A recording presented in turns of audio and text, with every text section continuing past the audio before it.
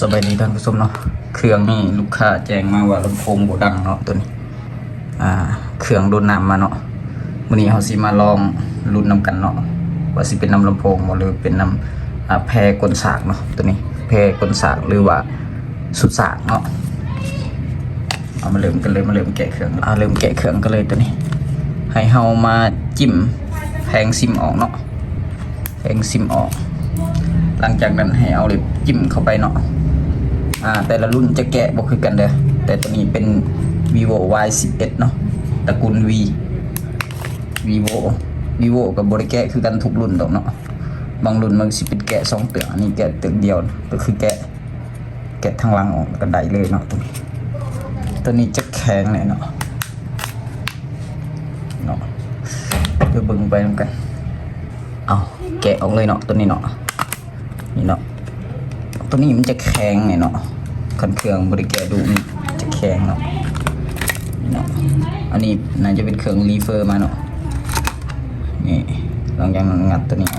ปึ๊บตัวนี้เนาะสิ่งที่เราอยากเบิ่งก็คือตัวนี้เนาะ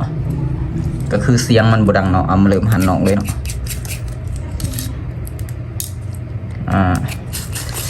ว่าสิเป็นน้ำตัวใดแท้ตัวนี้แพรชาร์จหรือว่าเป็นน้ำลำโพงหรือว่าเป็นน้ำแผงสุดสากเนาะเพราะมันมีไอซีเสียงอยู่ดิเนาะ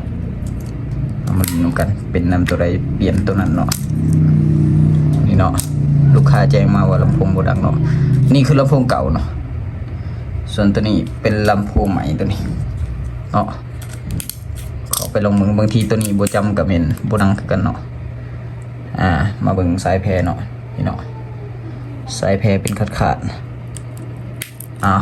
เพราะว่ามันถึงน้ำเนาะมันโดนมาคำมันช็อตหน่อยหนึ่งมันก็บ่ได้คือกันเนาะเอาลองเบิ่งลุ้นนำกันเนาะว่าสิดังบ่หลังจากใส่ไปแล้วเนาะนี่ดังเนาะแสดงว่าเป็นน้ำลำโพงเนาะตัวนี้คือเปลี่ยนลำโพงครบจบเนาะนี่เล็งขึ้นกระดังเนาะนี่โอเคเนาะตัวนี้ก็คือเป็นน้ำลำโพงเนาะหลังจากนั้นก็ให้หันแล้วก็ประกอบเลยเนาะหันเข้าแต่ละน็อตแต่ละจุดก็คือได้เลยเนาะตัวนี้ก็คือเปลี่ยนลำโพงเนาะตัวนี้ลำโพงสามารถหาซื้อได้เนาะตาม Shopee Lazada กับมีตัวนี้เนาะ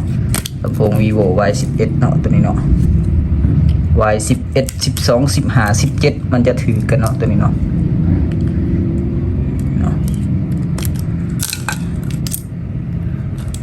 ตัวนี้จะถือเนาะน็อตกับโบราณดอกเนาะที่ประกอบก็ง่ายๆเนาะ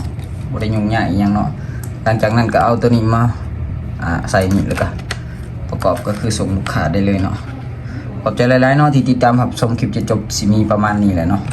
ถ้าว่าอยากให้เฮาเฮ็ดคลิปแบบใดก็สามารถคอมเมนต์กันเข้ามาได้เนาะถ้าว่ามีเครื่องแบบนี้เฮาก็สิเฮ็ดให้เบิ่งเนาะประมาณนี้